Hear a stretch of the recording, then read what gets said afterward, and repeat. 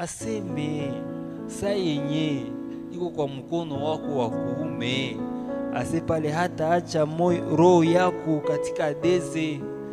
Njo pale kwenye tunaishishie boti na matumaini. Unaweza kutana mtu ashakuwa Mkristo, anasakrifia vyake vya mingi, anaacha hiki, anaacha na hiki, maisha yenye alikuwa anaishi anaiacha. Wewe unawazia iko nafanya vile juu tu afurahi. Ni juu iko na ile matumaini ya kuwa ule mwetu tunatafuta tupendeze, hata tuachaka katika adeze kwenye wengine wanaenda bakia, shi hata tuacha kule. Na hii ilikuwa matumaini ya Daudi, kitu Daudi alikuwa na hayaona kwa Yesu Kristo. Akasikia ufufuko kama ina existe. Imenifikia. Jua nini imenifikia? Jua nini imenifikia? Atakuwa wa kujiplendre kila siku. Wakati iko na uhakika na wokovu wake na yake, ule mwenye alianja kazi ataimaliza. Na ashaka nipatia vya maana, ashaka nipatia yote.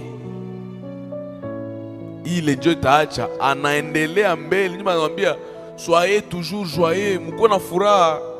Nye mshaka kombolewa, Mungu alibatosha mbali, mko na furaha. Senye tunayoa ile kitu, hakuna ingine yenye inaweza tuhuzunisha tena. Basi Mungu anakupatia uzima wa milele. Nini inaweza kufikia yenye inaweza kuhuzunisha? Yenye inaweza huzunisha Mkristo ni kujua kwamba siwezi fikaka mbinguni. Ile ndio inaweza huzunisha Mkristo.